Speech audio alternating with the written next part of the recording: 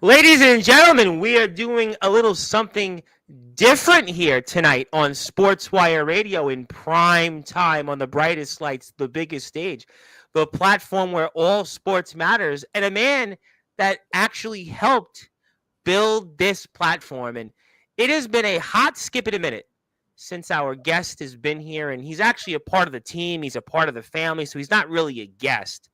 But he is certainly, when I think back to the history of Sportswire Radio, the sports report, we are closing in on, can you believe it, 6 years. It'll be 6 years on January 25th.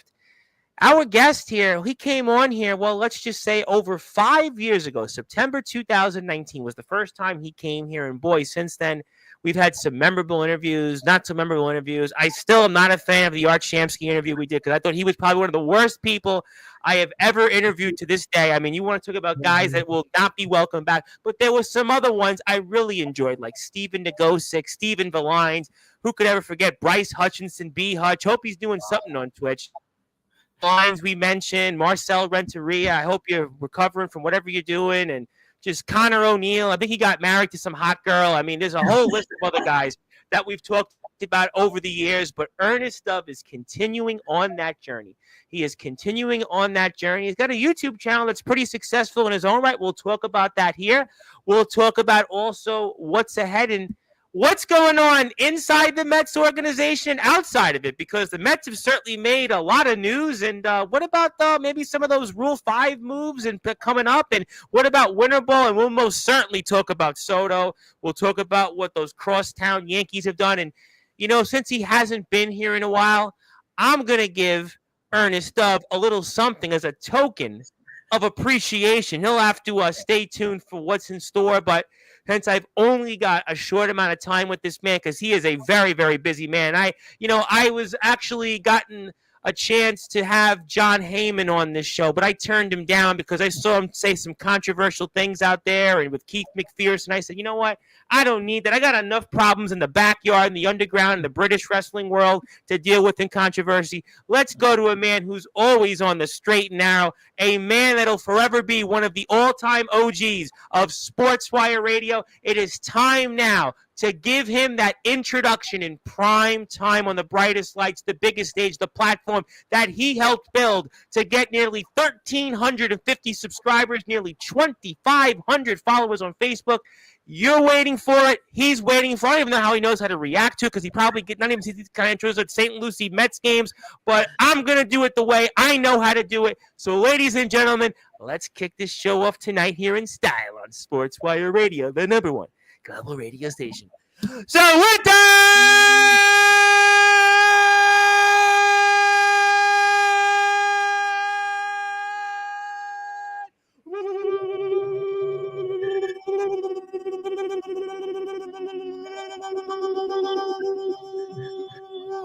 without further ado, here on the Sports Report.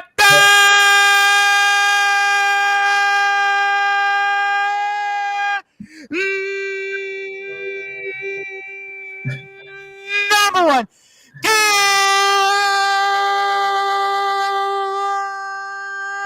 global sports show.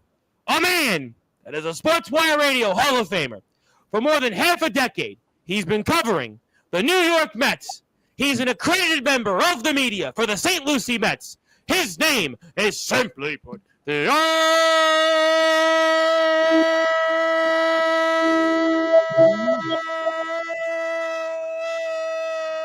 Honorable MC Ernest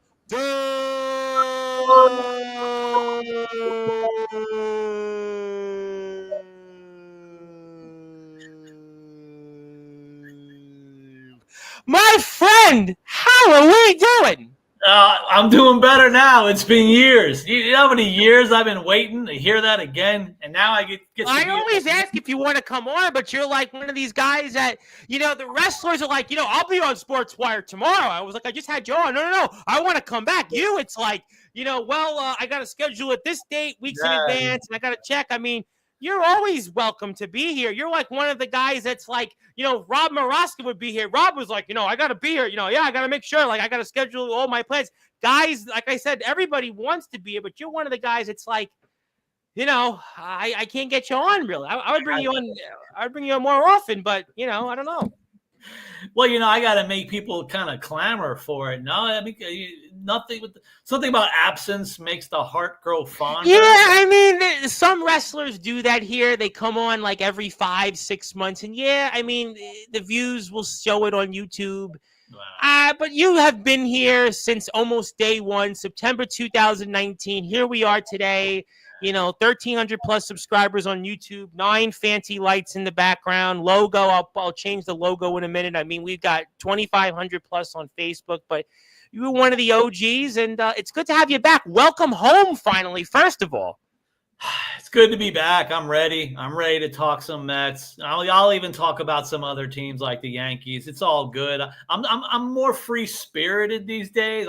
I'm a hugger who's not even necessarily crying anymore on social media. I was looking at that, and I'm like, the Ernest I remember from years ago when we would actually do this regularly would be complaining about this prospect not getting a shot and that one, and that one should have got more innings and they should have did more with here, but not so fast. Maybe it's because you met Steve Cohen a couple of years ago. Maybe is that what it is? Is that all of a sudden you've become a more tender Ernest Dove? If that's a thing, I don't know. Maybe it's, who knows? I'm trying. The one and only Mr. Steve Cohen, he agreed with me that I should stop being so extra sarcastic all the time on social media. I want to say something else. It's so great to see you on video, because I go back to years ago. Now everybody does these on video, but we did it years ago. It was, in podcast form, and I think we did it on Skype conversations and your cell phone or WhatsApp even, and yet now it's fancy video. I mean, we paid the big bucks now for all these different things, and it's good to have you here now on video. I know last year we did it on video. I think we might have did one before that on video, but it's good to see you here though with all this in the background, and you got your own nice little background in the background. But enough about the pageantries. I know you're a busy man. I know that Ken Rosenthal is calling you like he did a few years back. So I'm going to ask you a general question. Let's start for the slow and easy, because I'm sure guys like Rob Maraska are tuned into this right now, and they want to hear you on the meat and potatoes. So for those that are listening and watching here in prime time on the brightest lights, the biggest stage, the platform that you, Ernest Dove, most certainly helped build here, Sportswire Radio. New York Mets had quite an offseason so far, but don't think they're done yet, huh? What's your thoughts? They're not done. I know, even off and on, me trying to talk to you as well in the last few years, but ever since Cohen took over, the fan base immediately became like, I need it yesterday. How soon? Ever since he took over, every trade deadline, every offseason, they have to sign all of the top 10 ranked free agents of everything. Even when you watch a team like the Padres where it doesn't work out. But, the Mets have to sign everyone. Come on. Can we all calm down for a second? By the way, they just signed a guy to like the biggest, hugest, greatest contract in baseball history. And within like 36 seconds, or make it like 1,986 seconds, everyone's upset waiting for the next signing. They signed a guy today who's basically just like another extra 40-man guy with options, who might play, might not. Give him a shot. It's okay. We're not in a hurry to sign the next 3 or 4 $900 million guys. The offseason, it's going okay, and maybe it's going according to Stern's plan. It worked last year. The last I checked, I think we were in this thing called the playoffs. I think we made it all the way before the World Series. So yeah, two wins away from it. 2 wins away from the World Series, and this year so far, Clay Holmes comes here. We're converting him from a reliever closer to a starting pitcher. Frankie Montas comes in here. And obviously you mentioned the big fish. And what do you think's different, though, than a few years back when we signed Scherzer and Verlander? What do you think is different here from then to now? Well, I mean, hopefully, my thought process, even at the time, those deals were made because when the second, third, fourth straight front office blew up, the Mets were left with a situation of now they actually have a title window of sorts because they had a certain roster, and I think they were just trying to fill it very fast.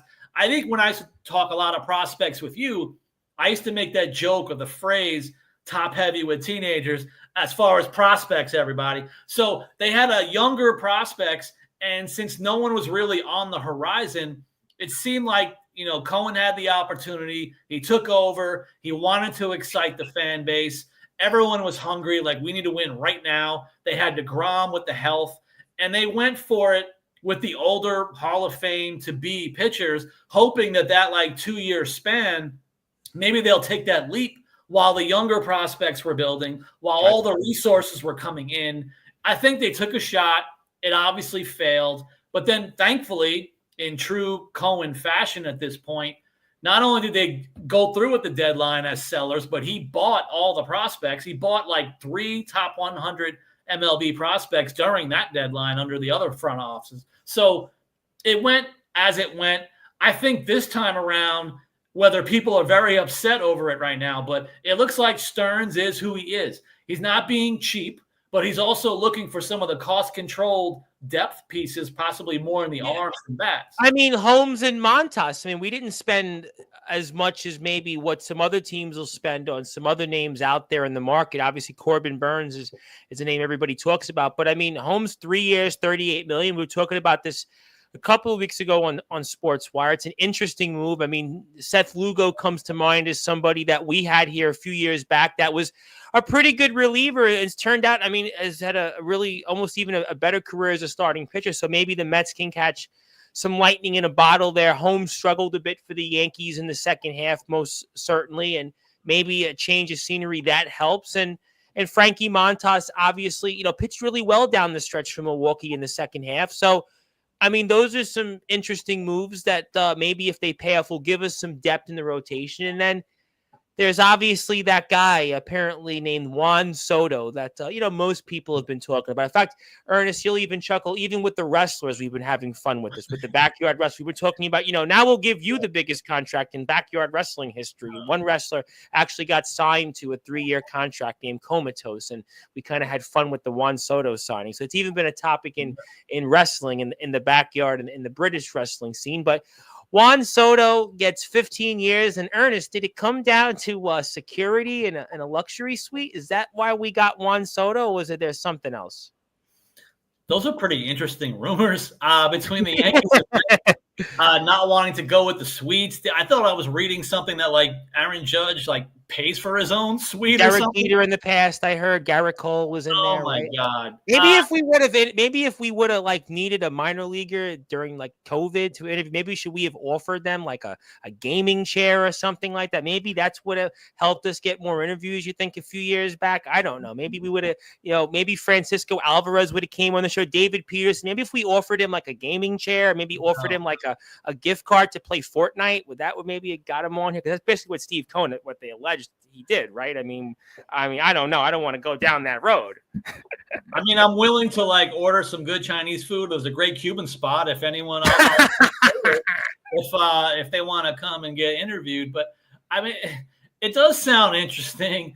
But I definitely don't want to be biased. I mean, the Yankees are having a really good offseason still. Yeah. So when I think about the Yankees, by the way, 30 years straight of playoffs. So that's already happening. We know that. But as far as the arms go, I mean, now they're going right to the arms. Now, if you want to joke about Soto being overpaid, Max Fried probably is overpaid, but you're getting a guy in his prime right now. So if the Mets are going to joke about not caring about Soto's latter years, why should we care about the pitcher's latter year? Devin Williams, amazing pitcher. He gave up a hit to the Mets. We obviously are thankful for that, but I know in football, Eli Manning has 2 rings, but Tom Brady is still the GOAT, even though he lost. You can't go that route of saying one thing, one pitch, one game. Right. Yeah. So the Yankees are doing really well on their end. I think it's getting really awkward in social media with some Yankees fans that are really pretending that they didn't love Soto for the entire season. Yeah, I mean, I've seen that. We talked about it here on Sportswire last week. I noticed one of our shows, the Pinstripe Chronicles here, which is heard on the Listen Live button here on sportswireradio.org, and they had their opinions on it. I mean, so I don't know where I fall into that. I mean, I'll let certainly social media certainly give their views. But, I mean, I think the Yankees have had a really good offseason because if you would have said to me, well, if I wasn't going to spend on Juan Soto, but I got Max Fried, who goes as a nice piece with Rodon and Garrett Cole, and then I got a closer who, other than one unfortunately bad moment, which was obviously to our advantage, it really helped them. And I think that that's really what the Yankees did need. They needed some bullpen help. They needed a starting pitcher. Yes, do they need maybe another bat? Certainly, but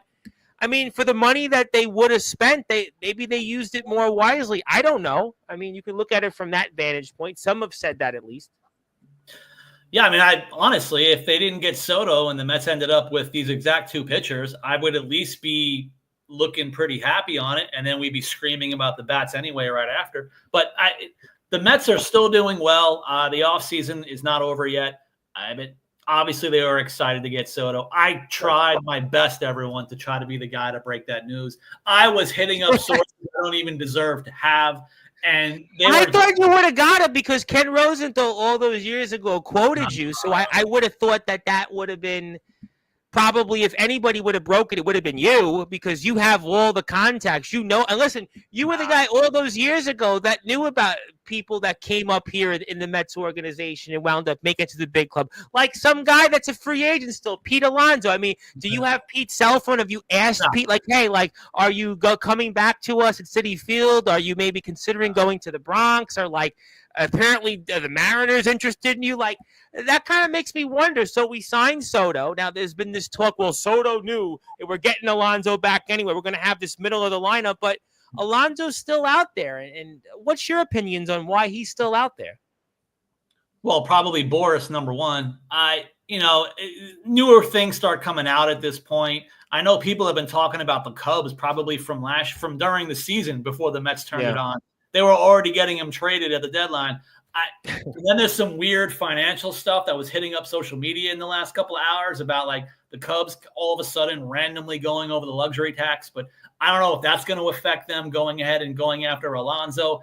But okay, you have this like generational-ish home run hitter. Let's call him prolific, because God forbid you say anything too overhyped. But when you have a guy who's a prolific home run hitter, but they talk about the decline of some of the hit tool. They're going to be worried about if he has to go to DH full time. Am I thinking Boris wants like a 10-year deal? Probably. So now it's going to be how much do you lower it? I don't know how much the market is looking pretty high right now, but it's the pitchers getting completely overpaid.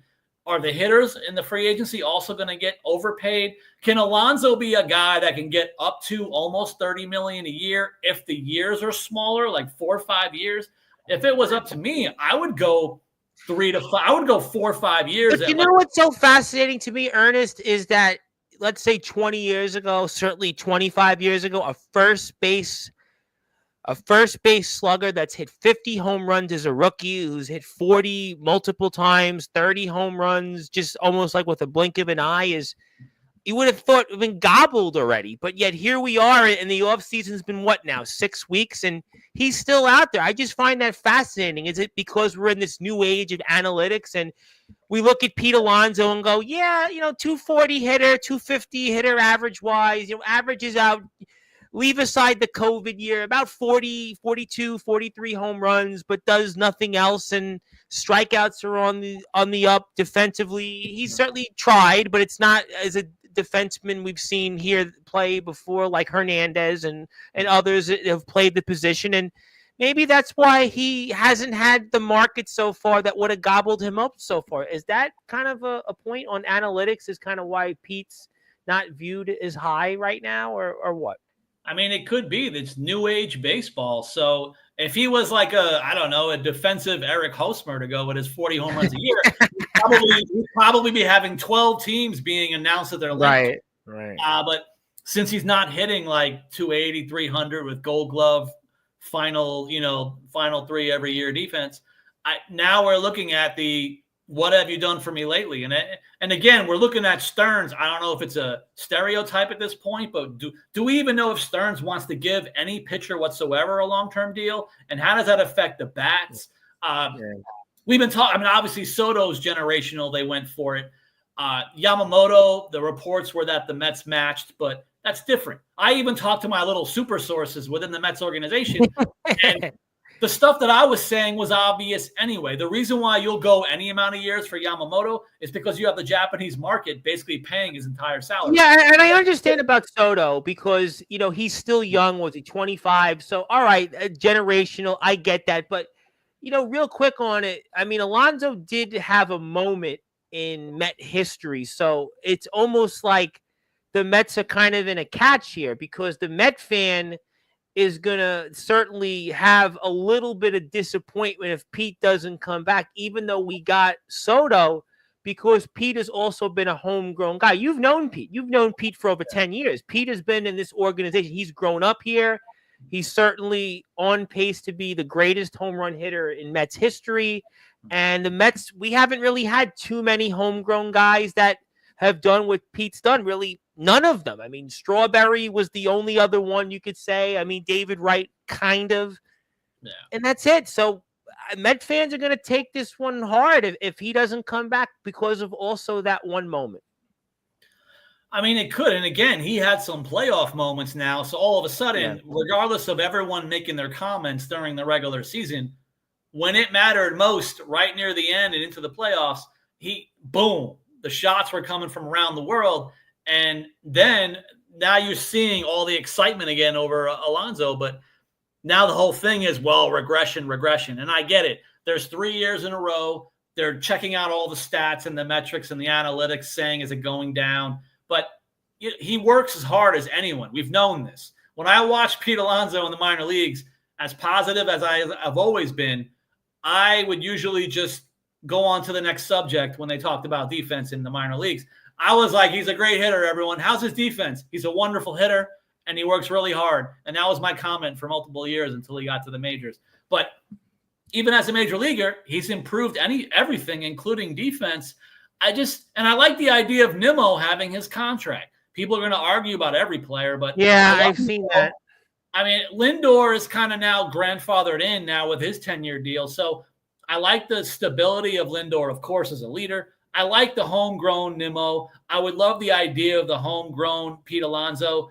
I don't know about a lifetime contract at this point, but if he can get 4 or 5 years and then you just kind of wait it out, see how he does. And if you love him, give him a graceful ending with a couple of extension years. But yeah, I don't know. But then it's okay. Well, if you're all right letting him go, what are we doing? I know the Christian Walker name has been, the big one. Yeah, Chris was talking about that Friday night. That's a name that the Yankees have talked about as well. I mean, do you go and, Carlos Santana, people's names, they throw out him as a short-term deal. But, I mean, I think the Met fan is going to want Alonso, and especially he's a homegrown player. Ernest, again, we haven't had really many homegrown sluggers in our history. Strawberry, and he left us after 8 years. And then we had David Wright, kind of. I don't even consider David Wright a traditional slugger.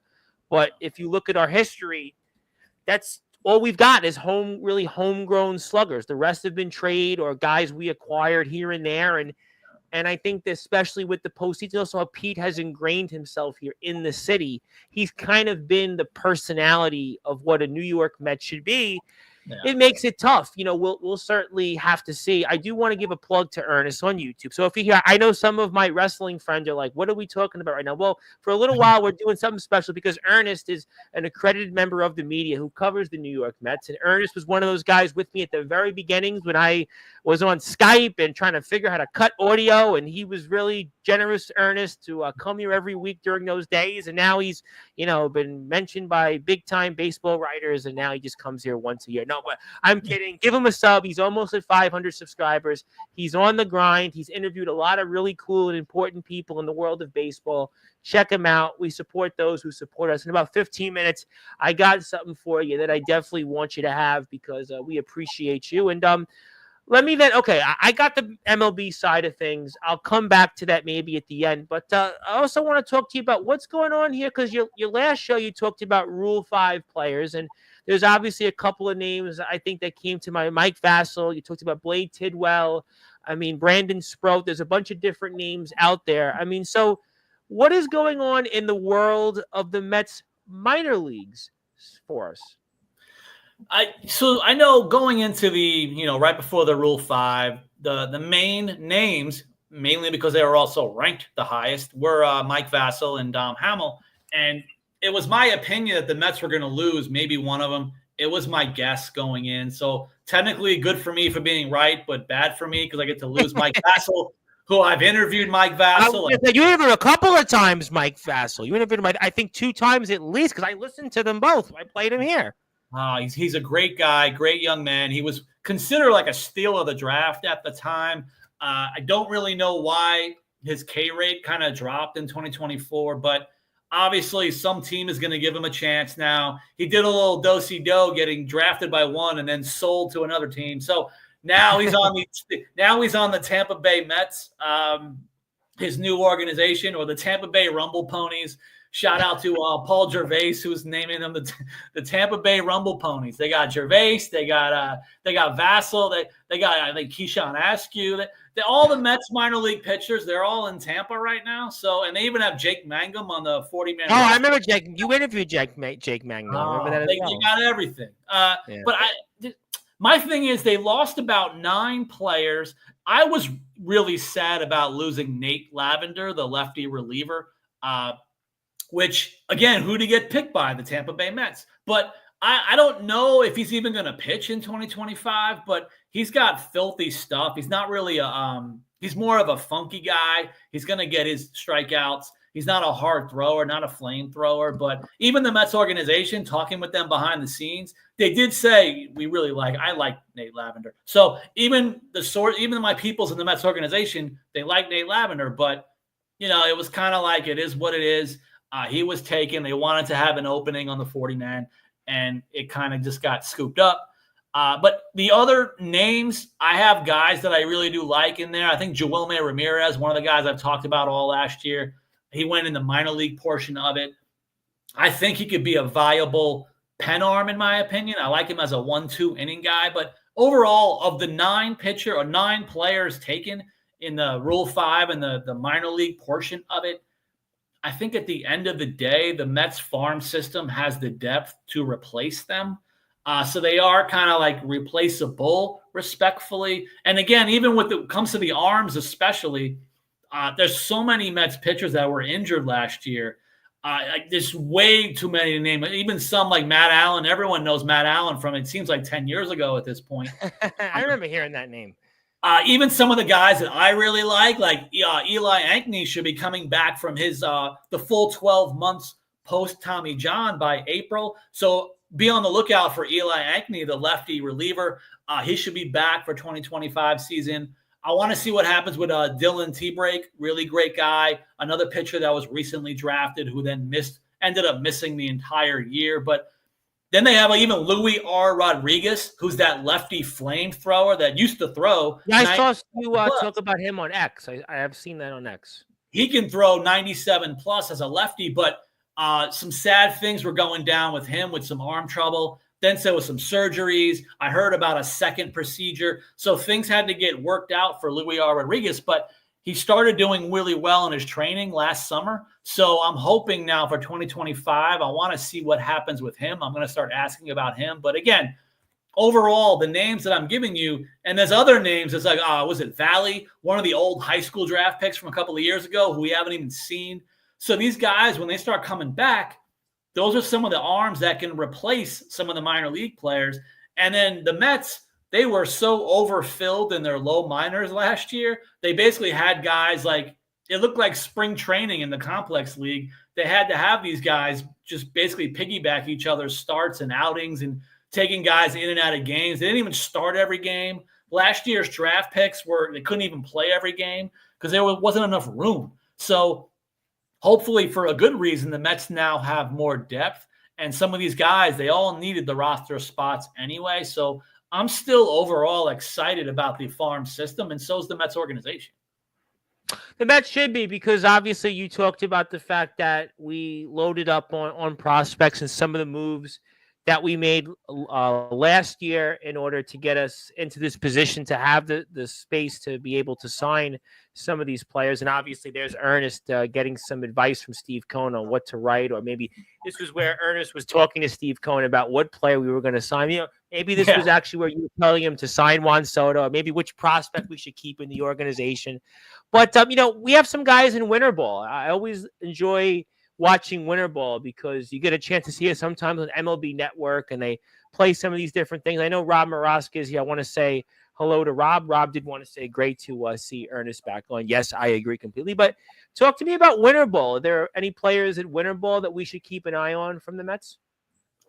I mean, the one everyone wants to talk about right now is Luis Acuna because of how well he's doing. He's hitting over 300. He's got, I think, a 900 plus OPS. He's stealing bases. He's hitting he's doing everything. So now, one of the things that people are trying to temper down the super excitement about Acuna, who had an amazing September, by the way, in the majors. Yep.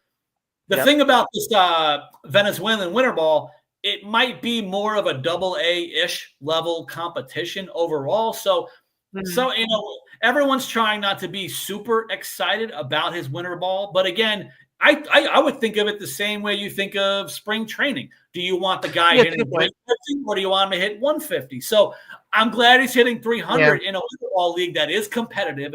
It's highly competitive. The fans are rocking. So, and again, he's coming off a really exciting And September. I would even say sometimes winter balls, we're here with Ernest of course, an accredited member of the media who covers the New York Mets, specifically the St. Lucie Mets affiliate. My name is the Reverend Tom Bryce, your voice figuratively and literally, where all sports matters.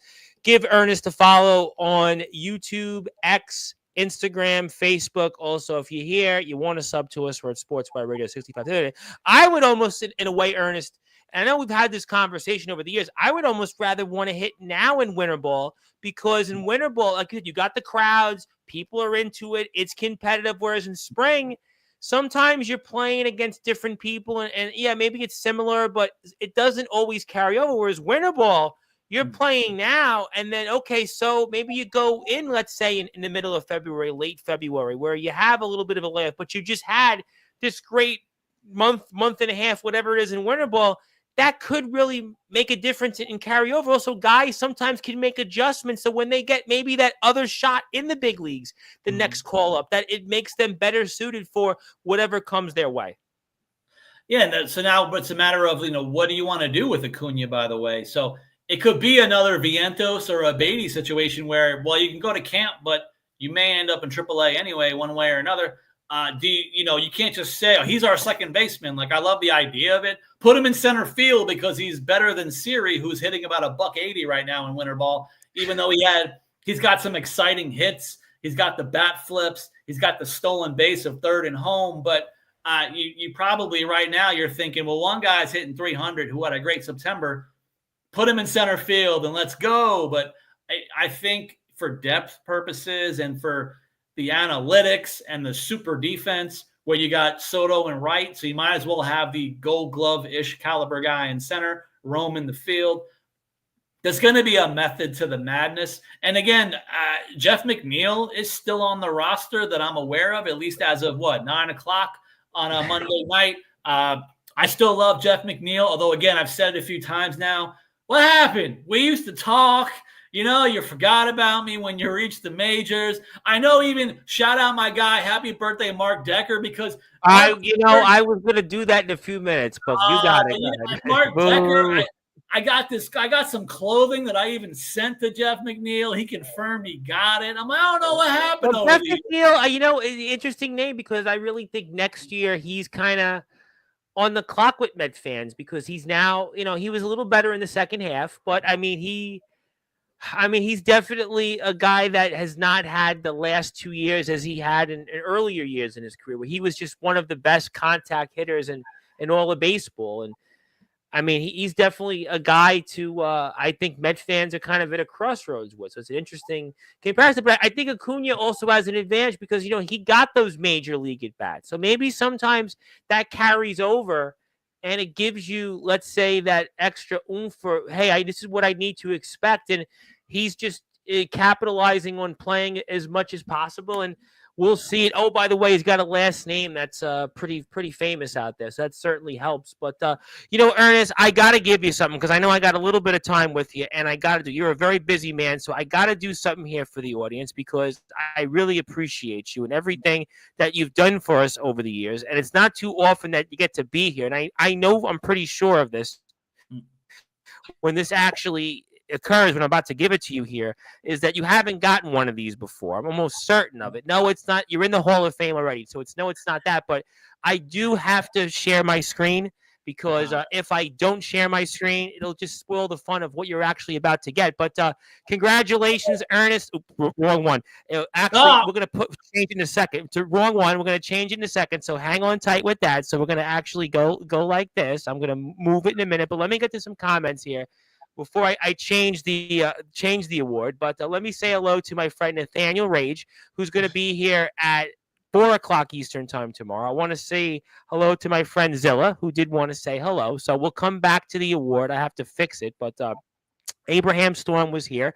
Rob, if you have a question, get it in because we got about 20 more minutes and about 5 minutes specifically before I fix the thing I'm about to give you. So you'll have to wait for that. But if you are here, Ernest is also on YouTube. Let me put that up before anything else because Ernest is trying to get to 500 subscribers. We know how difficult it is, everybody out there in the chat, to get subscribers. So even if you're not a fan of Major League Baseball or minor league baseball, do me a favor.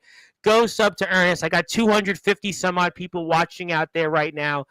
So if you do me a favor, I'd really appreciate it. We know the drill on Sportswire. You sub to me, and I'll sub to you, vice versa, so on and so on. So make sure you hit that sub button for Ernest. He's trying to get to 500 subscribers. Some of you have already got to 100 because of this platform. So you know the drill. Make it happen, and we'll certainly take care of it there. So yep, we're going to take now. I think you should actually have the right piece of paper because that's kind of how it goes. So I'm going to take this off the screen. I'm going to go like this, and I'm going to go like that because now, yeah, I know, right? Funny, but I just had the wrong one. But I think I'm pretty sure now I can give you the right certificate. So now I feel a lot better. So for those that are listening and watching here in prime time, on the brightest lights, the biggest stage here, where certainly all sports matters and all prospect huggers matters for you, Ernest.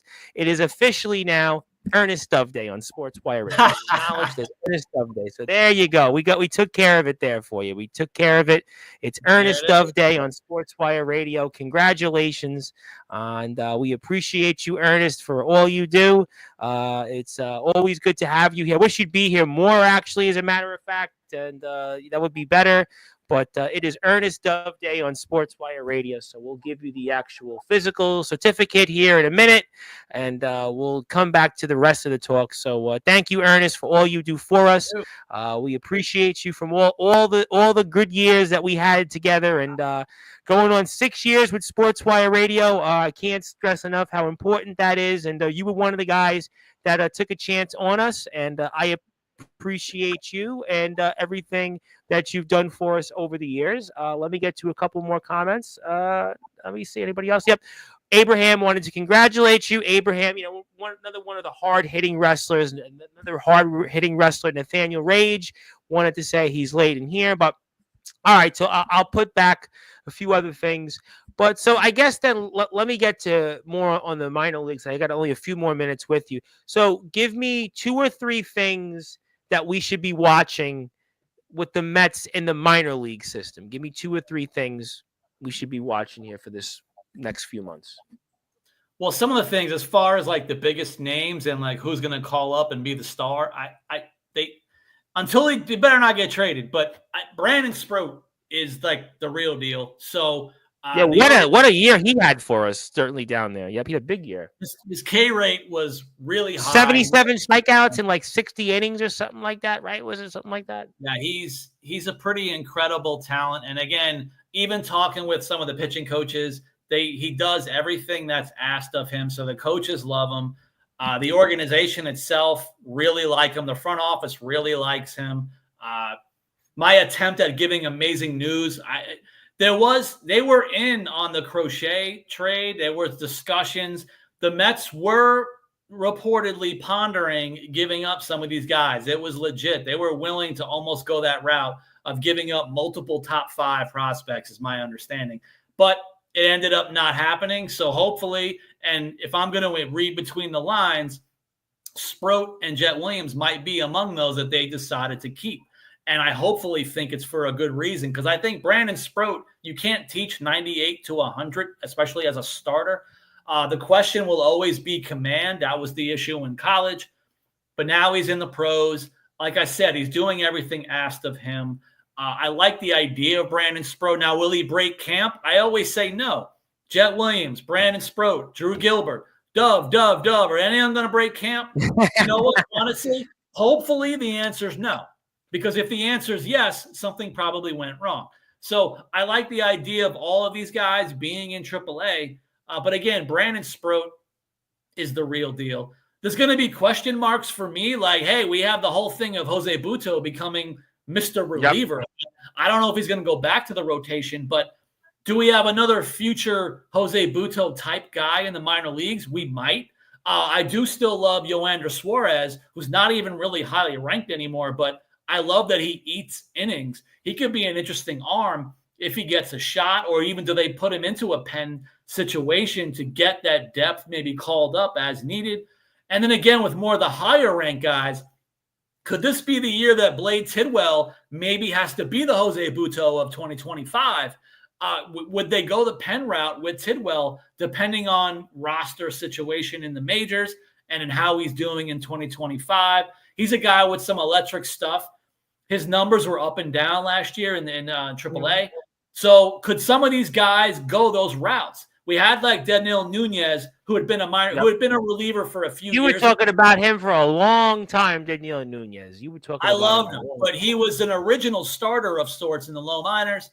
He transitioned to the pen, and now he's thrived. But Butto was brand new to it. Is a guy like Tidwell and Hamill. I keep trying to ask my sources in the Mets organization, can you make these guys bullpen arms? Because I love the idea of a Hamill. I don't know if Blade Tidwell should even be a reliever. I still like him as a starter potential. There's other guys as well. My favorite guy, Felipe De La Cruz. Yes. Can he become a pen arm? There's the arms to look out for. Now you have some of the Stearns guys, which there's not really many, but is Carson Bench, who's already sneaking into top 100 prospect lists, is he going to fly through the system starting in 2025? Because obviously the Mets love him. He's an exit velo guy, so he could be a guy that goes up the system very fast. And then for me, the big wild card is going to be Nolan McLean. Is he a starter? Is he a reliever? We finally know he's not a hitter. Sorry, everyone who wanted – we're not getting Ohtani. I apologize. We don't have Ohtani. But he can pitch really well. Pitching coach absolutely adores him. So he has the stuff to be a major league pitcher. I just don't know. Can you rush a McLean up to the majors as a pen arm? Maybe. But if you keep him as a starter, he may need all of 2025 to kind of eat those innings, utilize all his pitches, show that he has it in him. So I think it's for the season itself, it's going to be all about the pitching. Who's going to rise? Who's going to fall? Who's probably going to get traded before the season even begins? But I like the idea of it. As far as the bats, outside of like Jet Williams, Drew Gilbert, a lot of the bats are going to be younger. So if I start mentioning them now, you're not going to probably see them at all. I mean, even names like a Ryan Clifford's not going to be anything for a while, right? That somebody in Binghamton who's had a little bit of power for us, but is still, I think, a ways to go. So really, it's about who we have pitching wise. They might be a little bit more ready to go. Let me get to Chris Pizzaia, of course, from the New York MLB Talk and on our station. And he wanted to ask you, is Luis Castillo a legit possibility with Seattle looking for a major league level bat in return? It's a good question. What do you think? And I did start started mentioning out to my sources, but they're not writing back. I started thinking when I heard radio silence, because I heard radio silence right before Soto got signed. So I knew something was up. Although the one thing in hindsight, aftermath, believe me or not, I did know the Red Sox were never in. So whoever thought they were, that was never happening. But for Castillo, I love the idea of it. Is he going to probably cost a little bit less maybe than a Crochet? I mean, we're trying to, what would the situation be? Now, is that a spot where you can try to go with a Beatty? Do you have to go with who wants an Acuna or a Jet? Probably everyone wants Jet. It's going to be interesting to see, but I like the fact that he could eat innings. But again, how do they really value some of the Mets upper minors guys? Because the only one that would fit the description would be possibly a Beatty or a healthy Ronnie Mauricio. Now, will Seattle take flyers on either one of those guys? That's going to be the question. I think Seattle probably would want a little bit more power because they're a team that definitely, and I think Chris was talking about this not this past week on Sportswire when we did the Friday show, but it was the week prior. We were talking about Seattle being a team that needs a bat. Pete Alonso, I think Chris mentioned if the Mariners would spend that money, there was an issue with the regional sports deal. So I don't know if Seattle's really in the market. Are they going to spend that kind of money for a Pete Alonso? It remains to be seen, but maybe you can go out and get maybe somebody that's younger, you can control for a while, but you get lucky. I don't know if Beatty and Mauricio, though, are those type of like hitters for a team that probably needs a little bit more power. They've certainly had the pitching, but they just have, for whatever reason, like every year, the Seattle Seahawks and the Seattle Mariners are in like the playoffs or like eliminated in the playoffs like the last day of the season. And I think that's going to continue now with the Seahawks, but that's whatever else. But, what about these other guys like Corbin Burns, Anthony Santander? I mean, like, are they going to just wait out Alex Bregman? Everybody's been talking about Bregman. I mean, what about these free agents? Just for some other people here watching this right now, what do you think happens with them? Are we going to have to wait a while for them? Well, yeah, obviously you got to wait for the shoe to drop. We thought that once Soto signed, like, dominoes were going to fall now that the big team's not in. They're going to start spending. That's what Chris said last week. He did a show, and they were saying him and Rob Morosky. I'm telling you, once Soto, I'm telling you, we're going to get more guys. I mean, Tucker moved, okay, a couple, but we're still waiting for these free agents. Burns, Santander, Alonso. I mean, Bregman's out there. I mean, so still guys out there. It's going to take some time, and I understand the idea and the logic of putting Bregman at third base, move Vientos to first. We have to lose. Don't do the thing where someone's going to be a DH. I don't really see it. If you were to magically come up with Bregman, I don't think you're going to make either Vientos or Alonso a full-time DH already in 2025. I don't see it for either player for different reasons. But as far as even from the couple of weeks ago, I don't know about tonight, but when I started asking around for my sources about Bregman, at the time, I was told it's not a real report. They weren't in on him at that moment when it was being reported. So that information on Mets to Bregman, it wasn't actually occurring when people were trying to say it was. So because, again, even under Cohen, the leaks are not really leaking. And it's been proven for years now since he took over. But, again, that's the confirmation that they weren't in the process of thinking about it, considering they're in on Bregman. It wasn't actually occurring. It was being reported. Now, today's a new day. I don't know.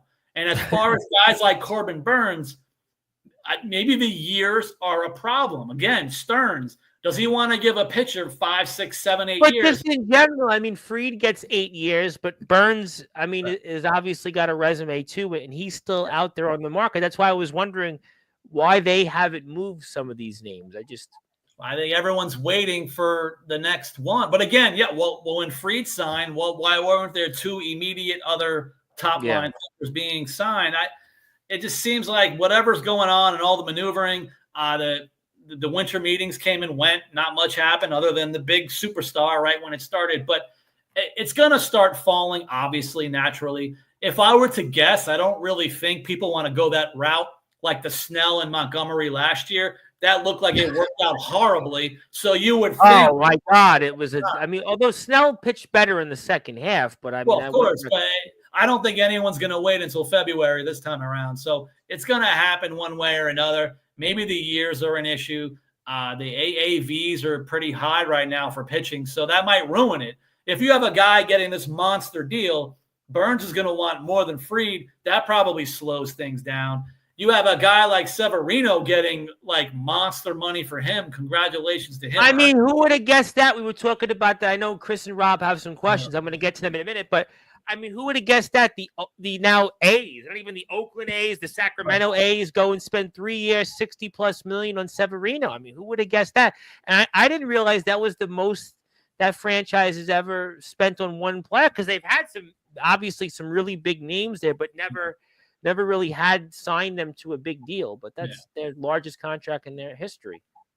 It's an interesting decision that he's the guy, but they're gonna start moving. The Mets are gonna make some kind of moves. Obviously, they're gonna sign a first baseman. But again, my main questions is who do they want to play third, first, and second? And JD Martinez is not coming back, right? You would bet on that? I think that ship has sailed. I like the Winker idea, even though he kept getting linked to the Reds and whatever. But yeah, I think that Chris mentioned him last week. Winkler, maybe. I think Rob mentioned it also. Rob was more like, I'd be okay with bringing him back. I mean, I don't know. They still need the versatility, or until or if they trade Marte, we still got to figure that one out first because he would have to be the DH. So, let me see what happens if and when they move Marte. Is McNeil staying because he plays multiple positions? So you got Marte, you got McNeil, then you got to figure out first, third, and second overall. So there's still a lot of question marks, and we haven't even talked about the pen. So I tried asking around, and I know things sound okay right now for Deadneil Nunez. I don't know if he's going to be 100% ready to go, but they say he's doing well at this point in December. So if he can come back, if Buto comes back somewhere, rotation pen, but just call it 26-man. If you could have Nunez and Buto in the 26-man, I'm excited about the idea of both of those guys coming back for the arms. Yeah, I mean, you can never be satisfied with the bullpen you have, and you could always use more. Let me get to a couple of questions from the guys before I move on and close the show. Do you retire David Wright's number? What do you think? I like the idea. I love the idea. Since Cohen took over, we're just making up for lost time right now. Like, in my opinion, like everything that went not like it really should have over the decades, without saying anything negative about the past, stuff. I like the idea of just getting these things going, and we, getting all the main guys, Strawberry, Dot. I like the idea of doing this now with David Wright, because when would be the right time?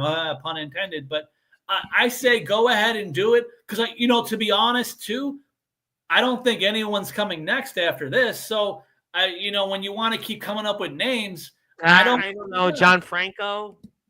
But now we're just getting into guys that are beloved and we love them. But I love the idea. I mean, for the local guys, John Franco's, I don't know if that's maybe the one name because of his longevity, what he meant to the city. He's a local guy. I mean, maybe that would be the one name I guess I could think of, maybe John Franco. I don't know. I think now's a good time. And if you want to think of it in like pure baseball wise and excitement. But although I will say, if Alonso re-signs it as a long-term deal, he would be the name. Obviously, you would, years down the road, I would think that would be retiring should he stay here. Obviously. But I think it's a good time. And again, we have this, it's not really a title window, but when you have, Lindor and Soto in their prime, you're probably expecting another big season. So hopefully you're thinking 90, 100-win team as an amazing max. It's a great year to honor David Wright. The place is I think also Wright being young enough still, I think that there's goodwill with him. He played his whole career here. Yes, It should have been different. I think he is kind of the Mets version of Don Mattingly to some extent. He had some great years. It was what it was. He did try to come back. He's meant so much to the organization, the fan base. We don't have too many homegrown guys who stayed here. Yeah. I mean, it's Ed Kranepool. Rob Moroska would probably tell you how great he was because he was alive then. But we don't really have too many homegrown players in our history that stayed here. So that's why it's important. Let me get to a couple other things. Who else is in on Alonso? We really haven't heard much about him. Anybody else? A lot of people are going to use the names for clicks, really. I mean, the Cubs, because we were hearing about it from last year. The Yankees, because why not say Yankees in front of everyone after the Soto game?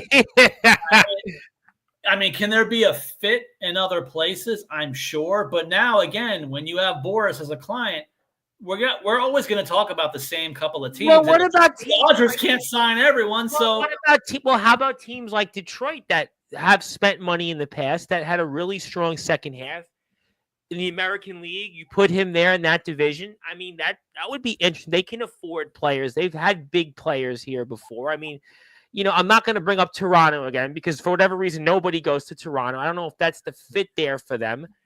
I mean, San Francisco's off the market because they got Willie Adames. I think Chris's next question's about Corbin Burns there. So, Detroit would kind of make sense. He looks like a Tiger in a way. I mean, there's always Houston, right? Because what about Bregman? So if maybe Houston doesn't re-sign Bregman, do you want to try to move some players around, have Alonso DH first base mix? I mean, are those teams at all, or you don't think those would be serious threats, right? Detroit, Houston.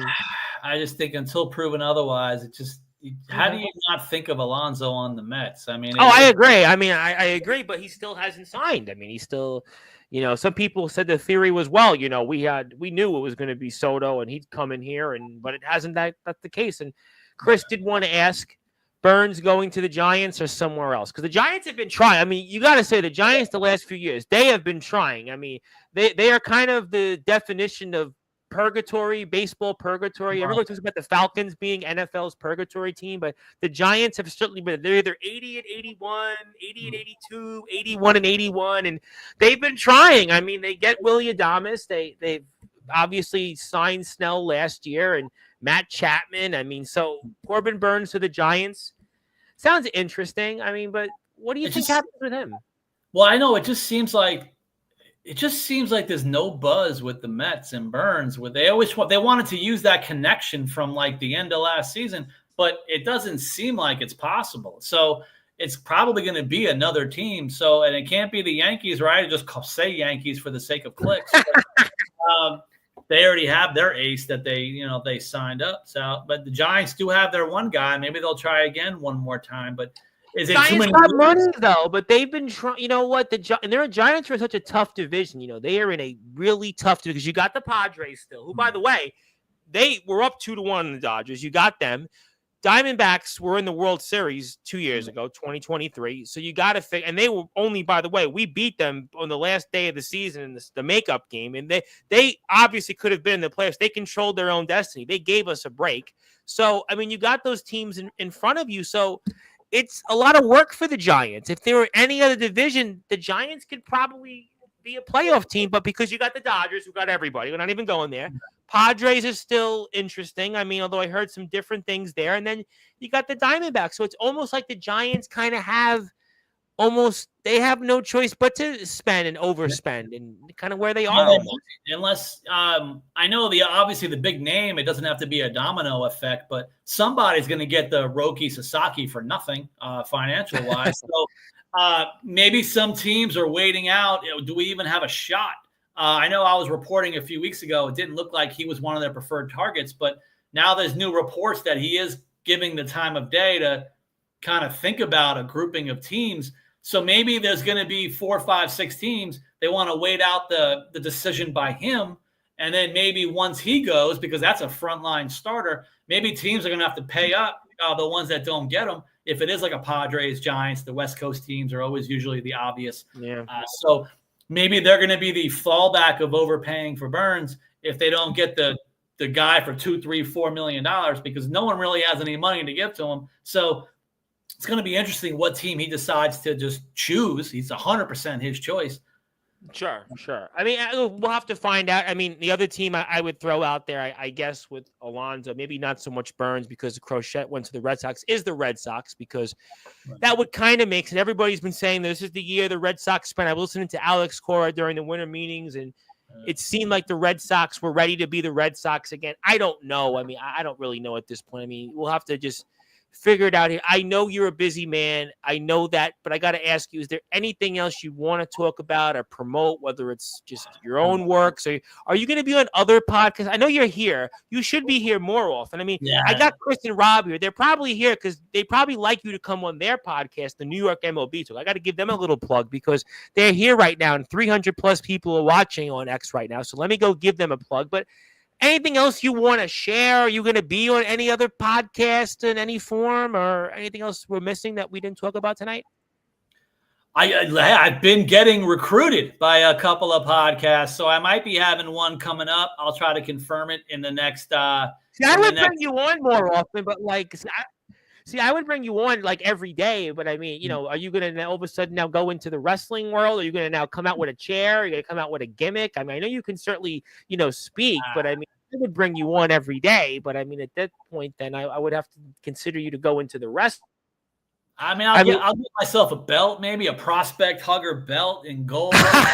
There would probably be somebody out there that would probably love to see that, and I'm sure that would certainly make quite a topic on X. But that's the New York MLB talk. If you're watching on X, give Rob and Chris a follow. I think you'd do good on Rob and Chris's show, because they talk about the Mets and the Yankees, and they obviously provide a perspective. They kind of counterbalance each other. I don't know if it's a yin and yang, but they seem like they do pretty well on their show. But I definitely, I'm looking forward to seeing what else is ahead. I think that the Mets still have a move or two in them. I think the Yankees have a move or two in them. And I think that these guys eventually have to move, like Santander. And the last thing I got to say is, the Orioles are so fascinating to me. They seem like the last 2 years, they were so close.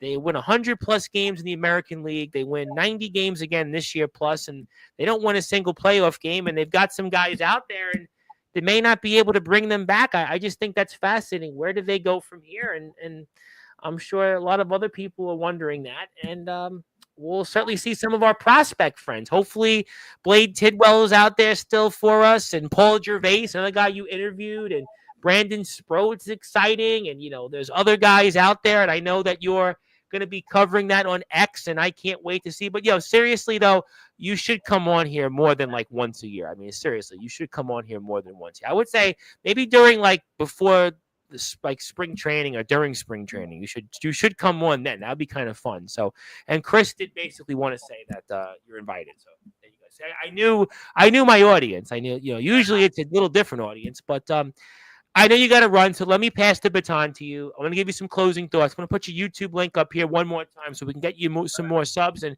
anything else you want to plug, share, or say on Ernest Dove Day. So I will guarantee you this, though, one more thing. When you go on these other podcasts, I guarantee you they won't give you a day, because here on this platform, I do things a little different. I got the website, I got the radio link, I got the lights, the banners, so you can go on those shows. But remember, there's only one place that you're going to get what you get here. But no, I'm kidding. The floor is yours. Take it away. Yeah, let me think. Obviously, thank you for letting me come back on for my little LL Cool J return. Don't call it a comeback. Well, he made a comeback a few months ago, so it makes sense. I mean, he actually did make a comeback. So, I mean, why not you make a comeback? So, obviously, yeah, shout out to you. Shout out to everyone at Sportswire Radio. Also, shout out to maxmets.blogspot. Yes, love Max. So I'm trying to do some print articles, hopefully to be published in the year our Lord 2025 for Max. Print is still a thing, by the way. It's still a thing in print. Yeah, we'll be in print for the website for maxmets.blogspot.com. Obviously, the YouTube channel. If you want to check out my recent player interview with Zach Thornton, a.k.a. Thor, I see you, Zach. If you want to check out one of the lefty pitchers in the Mets organization, check out my recent interview with him. I'm trying to interview a few more players, obviously, throughout the off season. I know I have a recent draft pick I've been trying to find. I'm going to try to hit him up again. But obviously, shout out to all Mets minor leaguers. Shout out to all the coaching staffs, even pitching coaches. Shout out Dan McKinney, one of the pitching coaches in the Mets minor leagues on the A-ball. And again, shout out to everyone who just tries to support and watch everything that I do, as well as Sportswire Radio. Continue to kind of support your local prospect hugger, support your sports content as you see it live and in charge. And again, I look forward to keep trying my best. I want to provide all the information I can as often as I can. I'll keep trying to make new sources. Those darn Mets keep getting these people keep changing teams and they're moving. They're getting It's That's ruining what us. happens, Ernest. It's like laundry. They just change every other day. It's not. That's why, and we don't have this in wrestling. We don't have to worry about that in backyard and underground and in UK wrestling. We don't have to worry about that. You have to worry about that in your shoes. And I always feel bad for you. I don't even have to ask anybody to come on.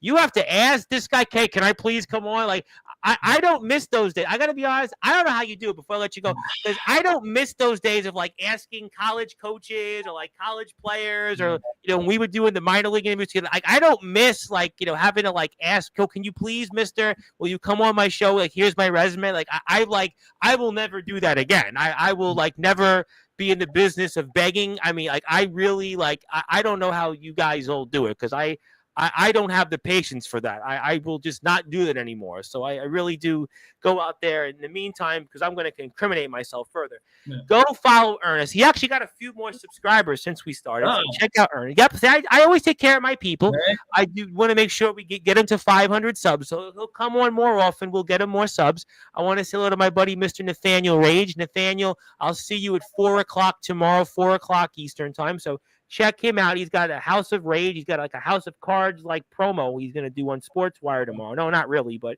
he's got a couple of other things working on. Let me give him a nice little plug. I got a bunch of people on X watching, so check him out. That's his YouTube.